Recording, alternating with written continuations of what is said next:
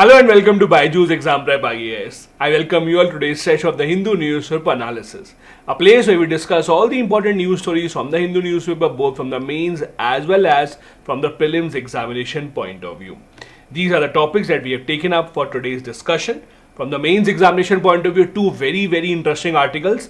The first one is from IR, International Relations, where the author is arguing that while India's stature has increased in the global era, where countries around the world, the Western countries, the countries in Middle East and far off countries are accepting the fact that India's stature is increasing. But on the other hand, in our own neighborhood, India's stature is decreasing somehow because of the rise of China and maybe because of the neglect that we have now shown in our own neighborhood. The second article is about the Sustainable Development Goals, how the entire world is far away from reaching the target of sustainable development goals that have to be achieved by 2030. The author here talks about what can be done going forward. From prelims exam point of view, we have the press freedom report, where again India has not scored very well. This is a report that talks about the freedom of press in different countries around the world. Can they work independently without the government pressure, so on and so forth. Next, there is an article about organ donation, how organ donation in India has been extremely poor, how a lot of people die and their death could have been saved just by organ donation, but that has not been happening. So what is the government doing about it? And the next news from China. China has sent a probe to get samples from the far side of the moon. This is a rather unexplored side of the moon where only one Chinese mission has gone in the past. Now they are trying to take rock samples and then bring it back to the earth from the far side of the moon. These are topics that we have taken up for today's discussion. Let's start with the first one. Now the first article is extremely important and interesting. Now this is important for GS, IR, and also if you have taken PSIR as an optional subject, then also this IR article is extremely important. The central theme of this article is, while at the global scenario, if you see India in the past couple of decades or so, India has increased its participation in a number of global platforms. Our standing has increased, we have found new friends. There are new groups that India has become a part of, be it the SCO, Quad, BRICS. Then there are other treaties, for example, the MTCR, etc., where India has managed to become a part. On the other hand, our policy of neighborhood first has not been that great or has not been given those kind of results as we had expected. So while the global stature of India is increasing, the regional stature has either remained stagnant or is decreasing. There are multiple reasons for that. The author also gives multiple reasons. The biggest reason there is the rise of China and the fact that in our neighborhood, the smaller countries would actually prefer being friends with China than India. There are multiple reasons behind it, as the author here says, and we will also discuss those in detail.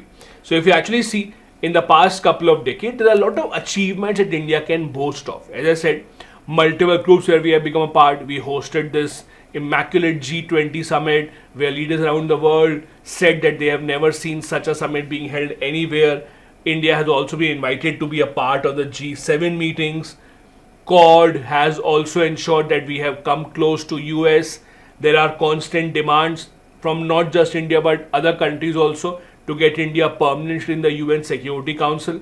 So there is enough proof to highlight the fact that India's global stature has increased considerably. Now, there are two ways to look at it. First, yes, India has grown because our economy has grown. Our demographics are also important for the entire world. India exports a lot of skilled labor around the entire world. So India's stature was bound to increase. But the other factor here is that the entire world has become very interested in the Indo-Pacific.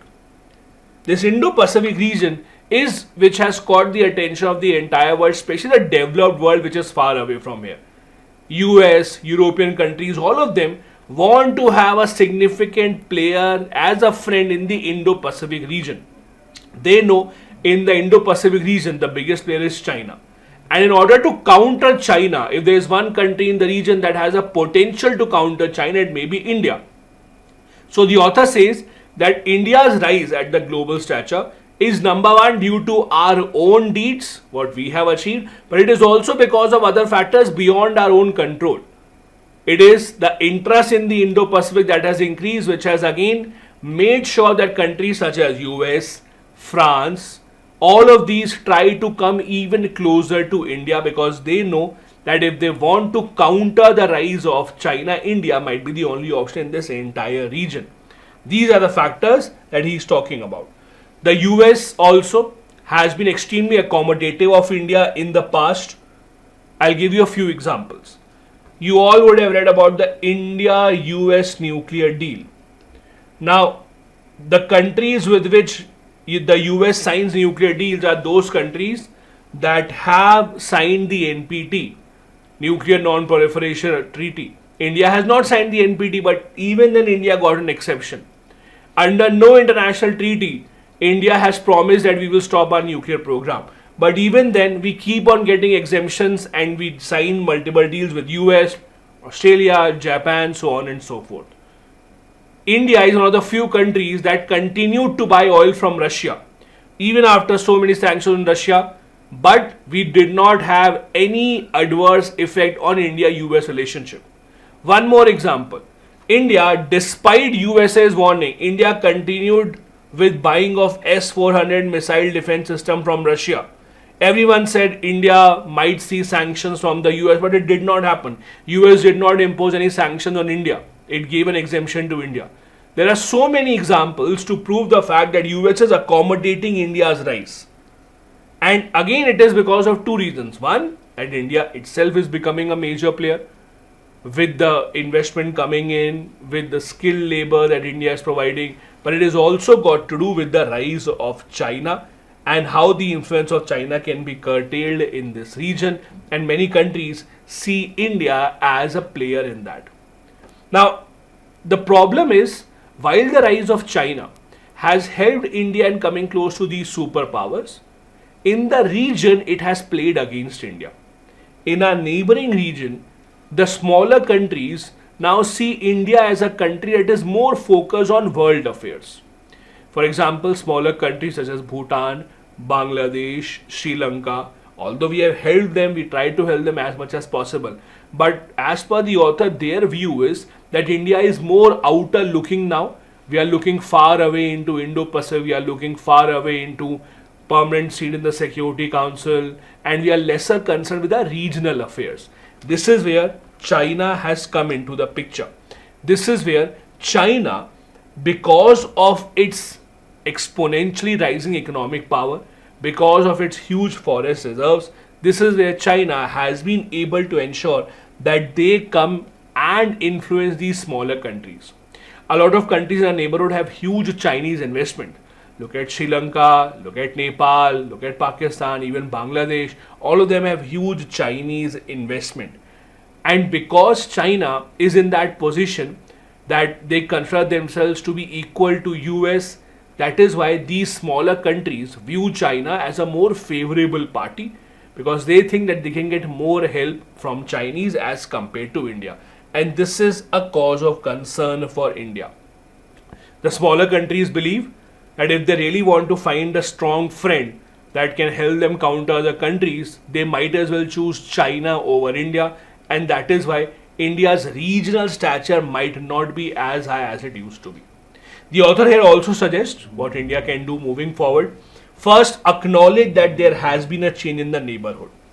If we keep on saying that no, our neighborhood first policy has been going great, if we keep on saying that everything is good in the neighborhood, if we don't even accept the fact that no, neighborhood relations are not as good as it used to be, nothing will happen from our side. In order to bring in a change, first we have to accept that yes, this is a problem that we are facing. Second, focus on our strength and not really to match China. See, there are some things in which we cannot match China right now. Mainly when it comes to money. China has humongous amounts of foreign exchange. They can give huge loans to countries around the world. They can give much larger line of credits as compared to India. They can supply much cheaper products as compared to India. So if India wants to compete with China by saying that, oh, we'll give you a bigger loan, we will never be able to defeat China, because China has much deeper pockets than India. So other than that, as per the author, India should play to our strength, focus on our cultural connections. For example, a lot of countries in our neighborhood practice Buddhism as a major religion. So why not revive this Buddhist heritage? This is something that we have done. It's not that we have not done that. India runs a Buddhist circuit where tourists around the world come in and they are taken to different places which were a significant part of the life of Gautam Buddha and after that as well. India should also explore its maritime advantage. See, a lot of countries in our neighborhood are island countries. A lot of countries are connected to the ocean, but they don't have a very strong navy of their own. So we can help them out. India is anyways a part of Quad. Rather than just focusing on bigger countries such as Japan, Australia and the US, we should also be open to helping these small maritime countries and partner with them, help their navy, give them the infrastructure that they require for their maritime safety and trade purposes. For example, Sri Lanka, Maldives, Bangladesh, we can include all of them in the larger Indo-Pacific policy. When India talks about Indo-Pacific, we should not just be concerned about US, Japan and Australia. We should also take into consideration these smaller countries. They might also have good suggestions there. Also, we have to assure the regional nations that we are not neglecting our neighborhood. We made a good beginning in 2014, 2019. Both of them, the Prime Minister invited the neighboring countries and their heads to his swearing in ceremony. But after that, nothing much happened. There have been some collaborations. Supply of COVID-19 vaccine has been one of them. Apart from that, India has also been helping the countries in the neighborhood whenever they have needed help, be it Sri Lanka, be it Nepal. But overall, if you see, just because India is helping these countries doesn't mean that China has stopped. So comparably, China is also doing a lot to influence these countries, and that is what India must be concerned about. Also, as per the author, India should tap into its soft power rather than competing with China when it comes to money or military. It's better to have informal connections. See, India's power also includes a large diaspora. In almost every country around the world, we have some Indians living, and in good numbers. When you have your population living in good numbers in other countries, means they become a vote bank for the other country. That is where India can tap its soft power. For example, our neighboring country Myanmar has been under military rule for over 3 years now. We have not been able to resolve that. India has not even tried to actively come and resolve those issues. If we don't want to engage into it militarily, at least we can try and engage with the use of soft power, informal channels, etc. For example, a lot of leaders in the northeast have a good connection with Myanmar. Maybe take help of them, maybe have back channel talks. All these are suggestions that the author here is giving to the government of India. Now, I also wanted to refresh your memory and take you back to the neighborhood first policy. Like a lot of policies that are running today, these are policies that were initiated much before this government, but they have been revitalized now. For example, many people mistakenly assume that neighborhood first policy was started by the Modi government, which is not correct. Neighborhood first policy actually came into being in 2008. The idea is simple, that India should engage with our neighboring countries much more actively, not hope for any reciprocation. Non-reciprocation means, if for example we are helping Bangladesh, we should not expect them to help us in a similar manner. After all, there is no comparison in size, there is no comparison in economy, there is no comparison in anything. So we can't expect Bangladesh to help India in such a way as India has helped them. So we should follow the principle of non-reciprocity. We should help them with their infrastructure, connectivity, security, so on and so forth.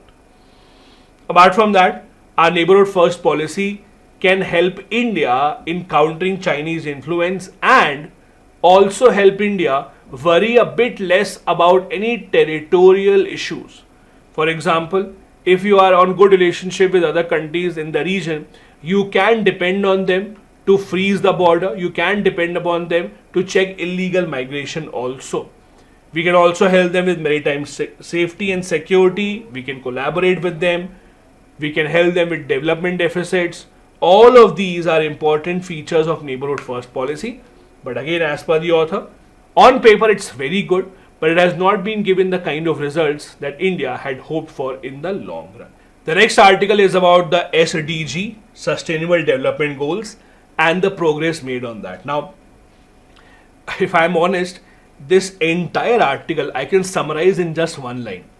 The entire summary of this article is Mr. Author here is saying that 2024 is an important year. Why? About 64 nations are going to have elections in this year. About 49% of entire world's population is going into election this year. So the only thing that he's saying is people around the world should be very careful while voting. Only vote for those governments which are willing and committed to work towards achieving sustainable development goals. That is a one-line summary of this entire article, one-line summary of the topic as well. This is the year to get back to SDG goals. So what he means is this is the year where about half of the population of the world is choosing their new government. So let's choose a new government in such a manner that they're committed towards working for the sustainable development goals. Nothing has happened very recently because of which this article had to be written. So it's not really related to something that is in the news, but it's again an ongoing topic. There are some topics that the UPSC keeps on asking time and time again. There are just ongoing topics. Sustainable development goals is one of them.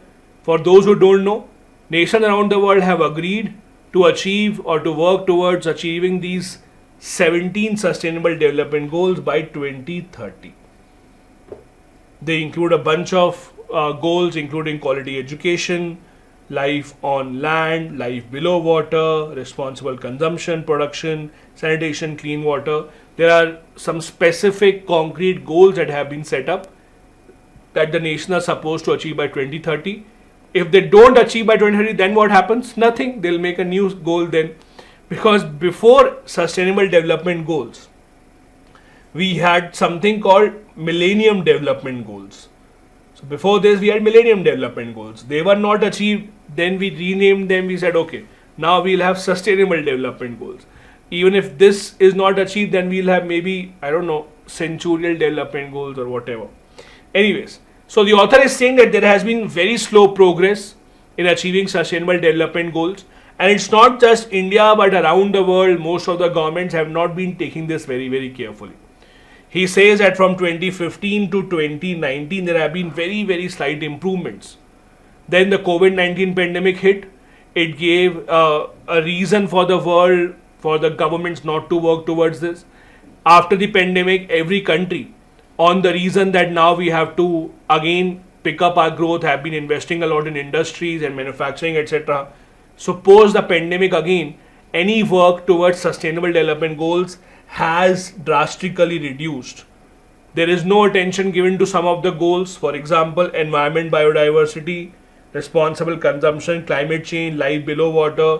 Most of these goals have been neglected by nations around the world.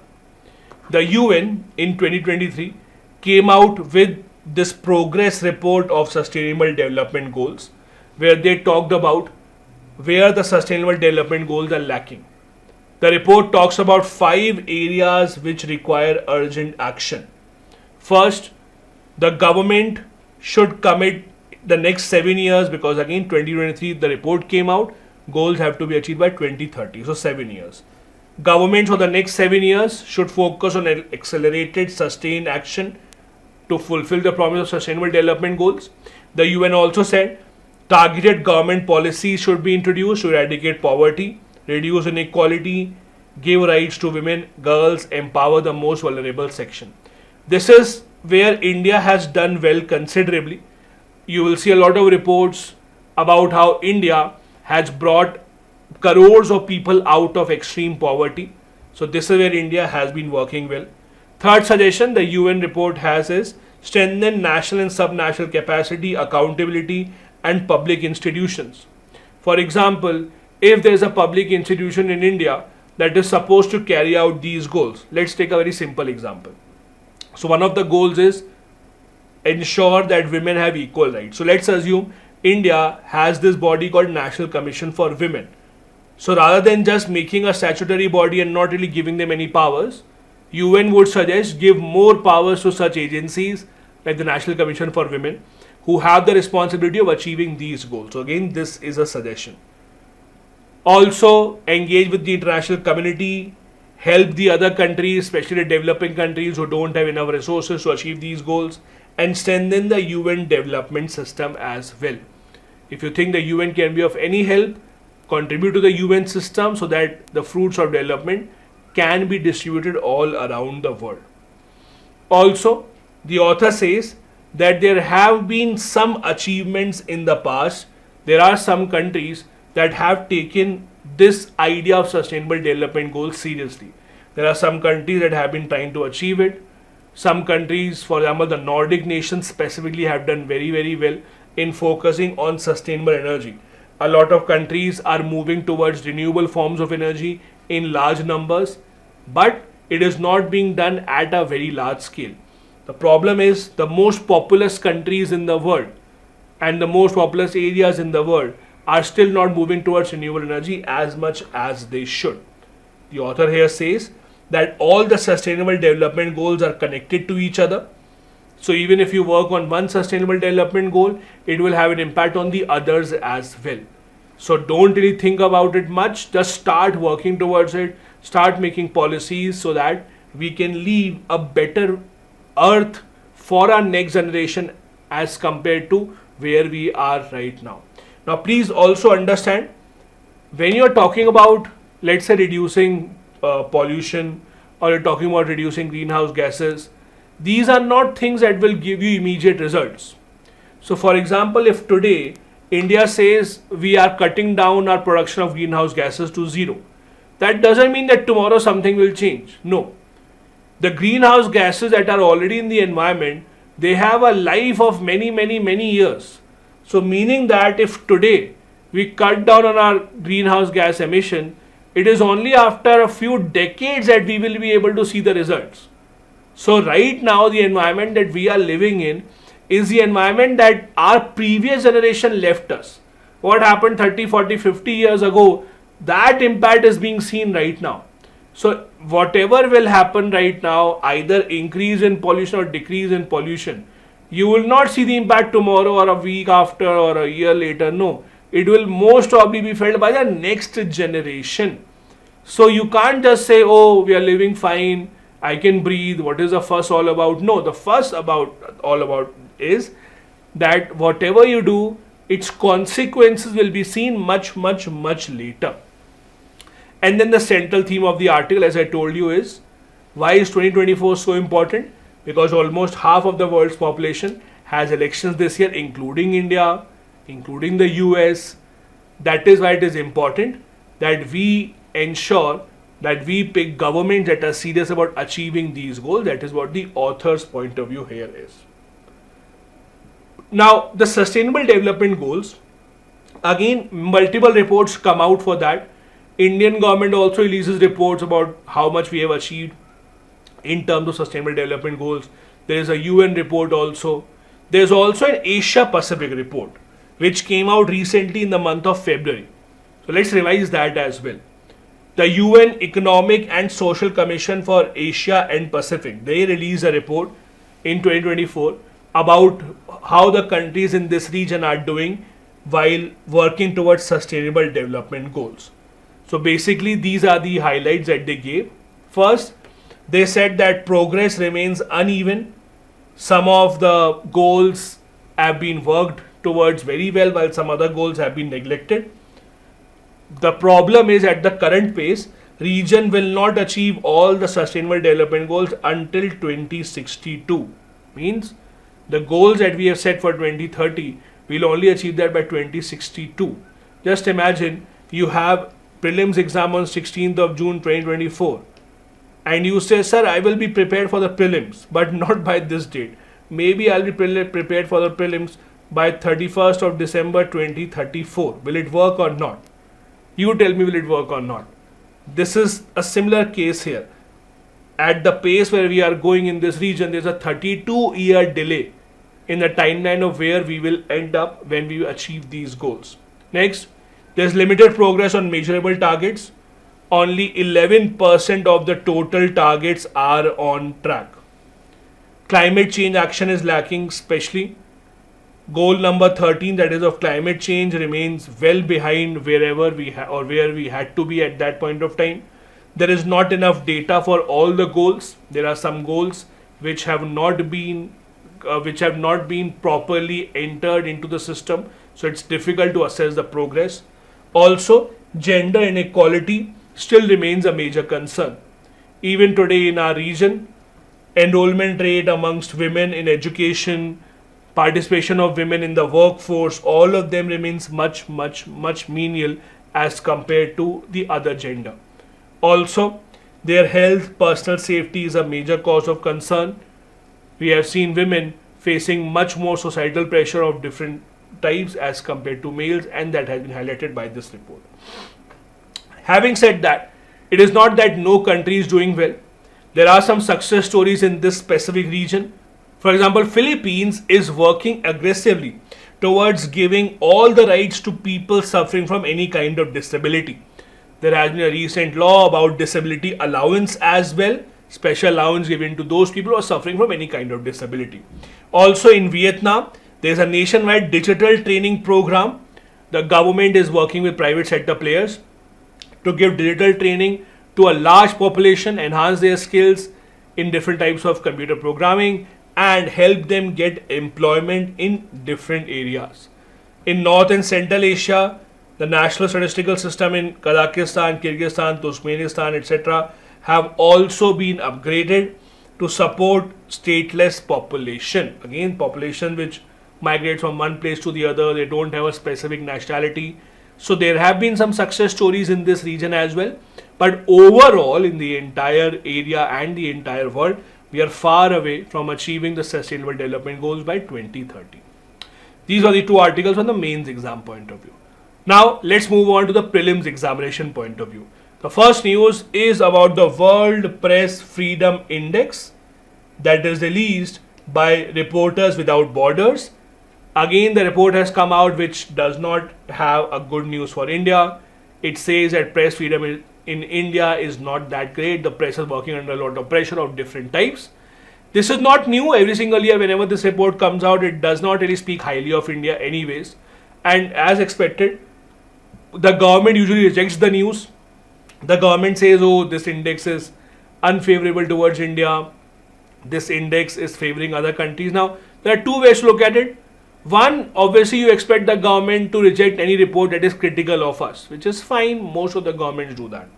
But the other point to look towards this is, if you look at the index and the ranking, some of the countries which are actually dictatorships, they are ranked better than India. So that is a bit odd. You may say that, oh, the freedom of press in India is not as much as it should be. But to say that even dictatorships are better in India in terms of press, that is slightly over the top. Now, India's score in this year's index has reduced even more from 36.62 to 31.28. Although India's rank has improved slightly from 161 to 159 out of 180 countries. Again, this is not really an indication of India doing well. Rank can improve because other countries are not doing that well, but the score overall has reduced. As usual, countries such as Norway and Denmark are at the top, while at the bottom there is Eritrea in Africa, and then there is Syria as well. You don't have to remember the score as such, you don't have to remember the rank as such, it keeps on changing. Just remember the categories in which it actually ranks the countries. So it ranks the countries' press freedom on 5 categories mainly: political context, legal framework, economic context, socio-cultural context, and security. Apart from security indicator, means security of the people working in the media, apart from security indicator, India has a score which has decreased in all other 4 categories. So in all 4 categories except the security part, India's score overall has decreased. This is India's score. As you can see, 159 out of 180, while last year we were at 161. This is where the score is. In the security indicator part, India has done better in terms of score, as you can see, 28.97. In all others, India's score has decreased this year around in the World Press Freedom Index. Now, it's not to say that we don't have provisions within the country to protect the freedom of press. We do have certain systems in place. They may or may not be successful. That's a different debate altogether. For example, we have the Press Council of India, which works as a statutory body to safeguard and promote press freedom. We also have the News Broadcasters Association, which is specifically for TV news, current affairs broadcasters, etc. They have their own code of ethics. We have the Editors Guild of India as well, that works mainly for newspapers, news magazines, etc. They make sure that any issue that the journalists face are taken care of by this body. So, for example, when you see any government action against a reporter, against a journalist, you will see the Editors Guild of India issuing a statement that we don't agree with this or we criticize the government, etc. In reality, to be true, you can call these bodies as toothless. If the government really does take action against some journalist, you don't really see them having any power to ask the government or to force the government to take their decision back. The most that they can do is criticize the government, they can argue with the government, they can hope that the government will take back their decision, but nothing more than that. You can't really expect that they can force the government to take their decision back in any manner. The next article is about organ donation. One of the most noble things that anyone can do, although in very difficult times, is to make sure that before they pass away, their organs are donated to someone who actually needs it after them. But the problem is, in India, because of how our culture is, because of how our society is, because of how we think about death and afterlife, there are a lot of inhibitions amongst the people. Despite being such a hugely populated country, organ donation in India is very, very, very low. Now, the authorities believe that there can be different reasons for that. Maybe the people are not aware that something like this can be done. Maybe the hospitals are not playing a role, because it is the hospitals that have to talk to the patient's family, convince the patient's family that this is something that can be done. Now the government of India has put the onus on state authorities in different states and union territories to identify such cases of patients that may go into brain death situation so that their organs can be donated. Hospital authorities have also been asked to keep a look on those cases which have the potential where the patient might go into a situation of brain death from where the patient might not recover, so that they can actually talk to the family and they can convince the family to donate organs before the heart stops. See, donating organ is crucial and it is also very time sensitive. Most of the organs, for example, are non-usable once the person dies. So you have to take that decision when a person unfortunately becomes brain dead, when there is no probability of a person coming back to life. This is where you have to take that decision. As per data, total of 16,041 organs, mostly kidneys, were donated in 2022. Now the reason why you usually see kidneys being donated is people obviously have two kidneys, and a healthy person usually donates a kidney to someone in the family.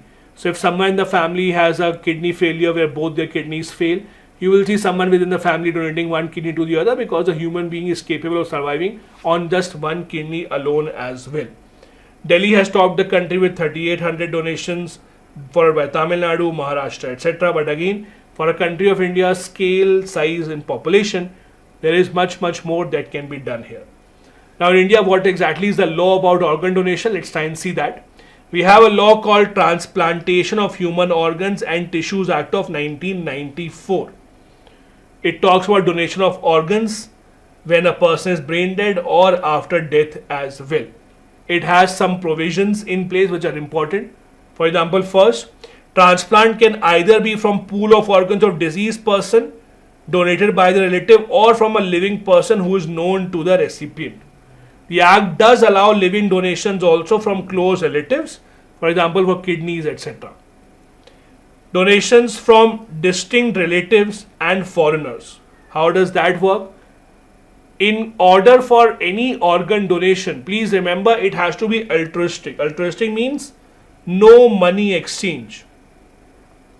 You cannot have organ donation in exchange for money. There can be no financial exchange. You can have organs from distant relatives, from in-laws, long-time friends, etc.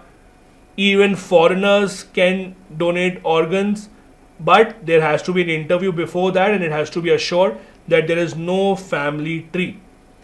If there are foreigners who want to donate organs, they have to carry documents about their identification, family tree, to prove that they know the recipient. They are not just randomly coming here. Because only when it is proven that they know the recipient, then it can be proven that okay, you are not taking money in return, because otherwise, if you don't know the recipient, why would you do it without the money? A lot of times people still make deals with the family of the recipient that I will take money in return. We will say that I was a close friend of him. I will give him the kidney, give me 10 lakh rupees in return. For that also state provisions are in place. You require documents and photographic evidence to prove your long-term relationship. External committee will have to see all these documentation. There is a fine on supplying of any payment for negotiating or even advertising for such an arrangement. You can't advertise that I need a kidney, someone giving me a kidney will be given 50 lakh rupees. You cannot do that. The law also talks about formation of National Organ and Tissue Transplant Organization, which works under Directorate General of Health Services. This is the body that works for coordination and networking of organs being transplanted from one place to another within the country. You would have seen a lot of news stories of organs being transplanted within the city, within minutes, or from one city to other city. All that coordination has to be done by NOTTO. Do remember that. The last news for today is from China. China is all set to send a probe to get samples from the far side of the moon. Now, China is the only country to explore the far side of the moon. Now they are taking one step ahead to bring some samples from the far side of the moon back to Earth, so they'll re-enter the Earth. The mission's name is Chang'e 6. It will collect samples and then return back to Earth. This is the first such endeavor from the far side of the moon. This mission has 4 components: orbiter, lander, extender, and then the re-entry module. There are multiple countries that have collaborated here, that have sent different instruments on this mission, including France, Italy, Sweden, and even Pakistan has a payload on the orbiter. China, as I said, is the only country to explore the far side of the moon. They have also sent a rover to Mars, so they are also working very, very aggressively on space exploration. They have also said that they will be sending a manned lunar mission by 2030, that is, they will be sending humans to the moon. Now, what exactly is the far side of the moon? I'm sure you would have read. Far side of the moon is that side which is not really visible from the Earth. It's not called the far side or the dark side because it does not receive light. It receives almost the same light as the other side of the moon. It is just the dark side of the far side because we are not able to see it from the Earth. And because we are not able to see it directly from the Earth, it's difficult to land there because again the communication link gets broken every single time whenever you try and land any particular mission over there. The dark side was first observed with photographic evidence by Soviet spacecraft in 1959, that was Luna 3. First humans to see the far side of the moon were in the Apollo 8 mission. They did not land on it, they just saw it. And then it was China in the Chang'e 4 mission that were able to make the first landing on the far side of the moon. This Chinese vehicle landed on something called the von Karman crater, which is about 2500 kilometer wide. This is the pictorial representation of the different missions on both sides of the moon. As you can see here, on the far side, the only mission is this one, the Chang'e mission. India's Chandrayaan 3 is here. As you can see, there are missions from USSR, missions from US as well. This is how these missions have been taken out in the past. This brings us to the end of today's session. Hoping that you learned something new today. Do try and write answers to these questions as well.